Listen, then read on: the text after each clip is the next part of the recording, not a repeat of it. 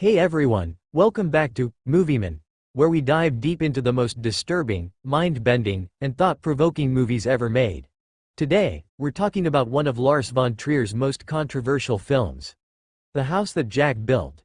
This 2018 psychological horror is not just a story about a serial killer. It's a brutal, philosophical journey into the mind of a man who sees murder as an art form. Over the course of 5 key incidents, we follow Jack, played by Matt Dillon, as he recounts 12 years of his life to a mysterious figure named Verge, portrayed by Bruno Ganz. Their conversations about morality, art, and human nature provide the framework for this dark and unsettling tale.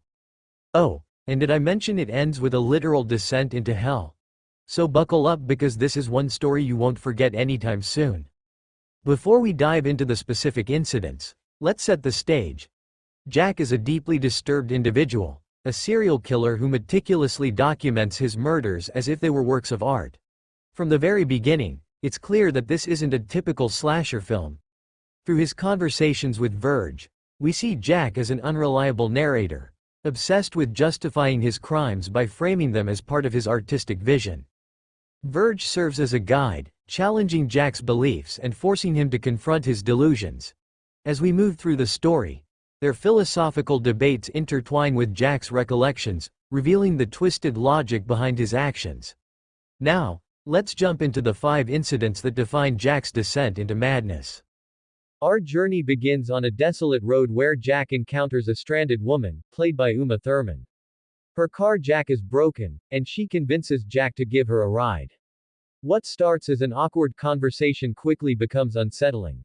The woman jokes about how dangerous it is to accept a ride from a stranger, even suggesting that Jack might be a serial killer. Ironically, her comment foreshadows her gruesome fate. Jack takes her to a mechanic to fix the car jack, but when they return to her car, the tool breaks again. Frustrated, she insists Jack take her back to the mechanic. This time, something snaps in Jack. He uses the broken jack to brutally kill her. What's chilling about this scene is the calculated way Jack handles the aftermath. He hides her car in the bushes, strategically placing it near the border of 2 states, a no man's land, where law enforcement is unlikely to investigate. He stores her body in an industrial freezer he recently purchased, setting the stage for what will become his macabre studio. This incident establishes Jack's cold, methodical approach to murder and hints at his obsession with perfection. In the second incident, Jack's manipulative nature takes center stage. He targets a widow, played by Siobhan Fallon Hogan, by posing as a cop and later as an insurance agent. His goal: to gain her trust and gain entry into her home. After some initial suspicion, the woman lets Jack in. What follows is a darkly comedic yet horrifying sequence. Jack attempts to strangle her, but his first attempt fails. The widow regains consciousness, leading Jack to try a bizarre method of killing her. He offers her water mixed with crumbled donuts, hoping she'll choke. When this fails, Jack resorts to stabbing her in the heart. Jack's obsessive-compulsive tendencies nearly lead to his downfall here. He spends an excessive amount of time cleaning the crime scene, almost getting caught when a cop knocks on the door. Jack manages to talk his way out of trouble and drags the widow's body behind his car, leaving a trail of blood through the streets. In a stroke of luck, a rainstorm washes away all the evidence. After this incident, Jack begins to fully embrace his identity as a serial killer, adopting the moniker, Mr. Sophistication. This is also when we see his murders become more theatrical, blending his gruesome actions with his artistic ambitions. By the third incident, Jack's murders have become even more twisted and calculated. This time, he targets a woman he's dating, played by Sophie Grabal, and her 2 sons, Grumpy and George. Jack takes them out on a hunting lesson, a seemingly innocent activity that turns into a nightmare. Jack coldly kills the boys with a sniper rifle, shooting them from a distance as their mother watches in horror. In one of the film's most disturbing scenes, he forces her to feed pie to her deceased son George before killing her as well. But Jack isn't done yet. Using his knowledge of taxidermy, he reconfigures Grumpy's face into a grotesque smile, treating the boy's corpse as a canvas for his art. This incident is pivotal because it shows just how far Jack is willing to go to turn his murders into what he sees as artistic masterpieces. Next, Jack meets Jacqueline, nicknamed Simple, played by Riley Keough. Their encounter begins as a seemingly normal interaction, but it quickly takes a dark turn. Jack confesses to Jacqueline that he's killed 60 people and is the infamous Mr. Sophistication. Jacqueline laughs it off, thinking he's joking. As the tension builds, Jack marks red circles around Jacqueline's breasts with a marker, symbolically claiming her as his next victim.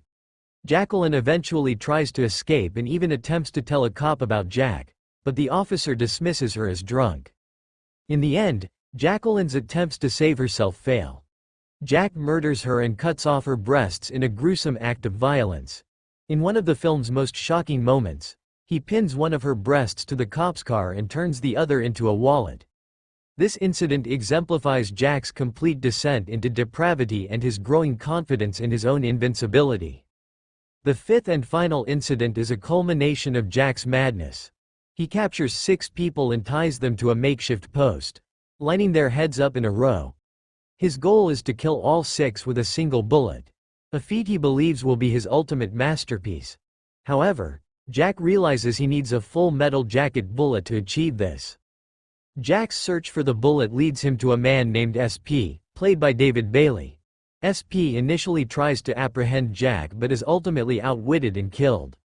Jack retrieves the bullet and returns to the freezer, where he constructs a literal house out of the bodies of his victims.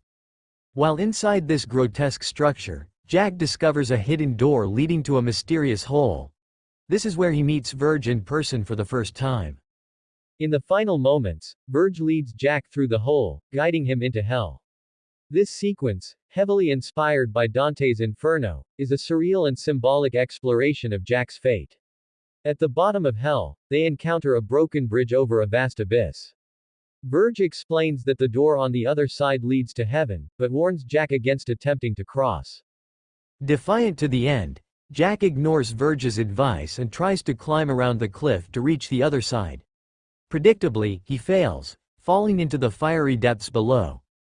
The film ends with Jack's literal and metaphorical descent into eternal damnation. The house that Jack built is a brutal, thought-provoking exploration of morality, art, and madness. Its graphic content, philosophical undertones, and disturbing visuals make it one of the most divisive films of recent years. Whether you see it as a masterpiece or an exercise in shock value, one thing's for sure, it leaves an impression. What did you think of Jack's journey into darkness? Let me know in the comments below. Don't forget to like, share, and subscribe for more in-depth film breakdowns. Thanks for watching, and I'll see you next time.